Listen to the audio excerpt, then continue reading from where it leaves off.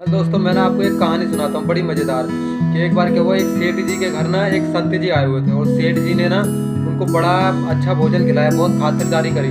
तो ये बात से खुश होके ना संत जी ने कहा कि चलो सेठ जी हम आपको ना भगवान से मिलवा देते हैं, आप कहो तो ये बात ना सेठ जी ने बोला अभी ये मेरा लड़का है ना थोड़ा छोटा है, अगर ये बड़ा हो जाएगा ना तब मैं आपके साथ चलूँगा भगवान से मिलने के लिए। तो ये बात क्या कि संत जी चले गए। ठीक है, जब लड़का बड़ा हो जाएगा तब हम आएंगे।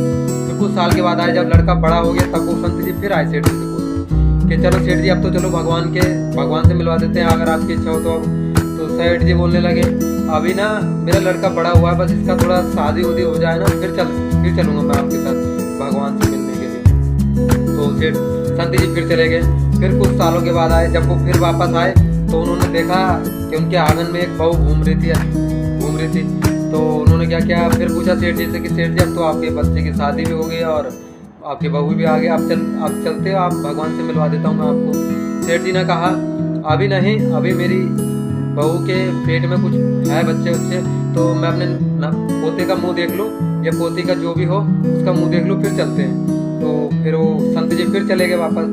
फिर जब कुछ सालों के बाद आए, 4-5 साल के बाद आए संत जी, तब तक क्या हुआ सेठ जी ना परलोक सिधार गए, मर ही गए थे। तो फिर उन्होंने अपनी दिव्य दृष्टि से देखा कि सेठ जी मर के क्या उनको जन्म मिला, कैसे हैं।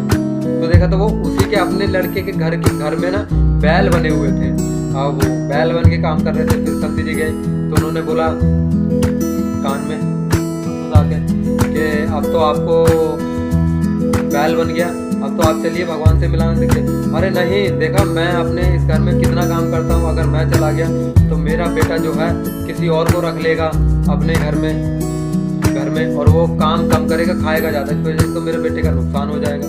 तो ये सोच करके ना संत जी ने क्या काम किया, वो चले गए, फिर भी चले गए, उनको कोई बात नहीं। फिर कुछ साल के बाद आए, फिर वो बैल भी मर चुका। फिर संत जी कुत्ता बन गए।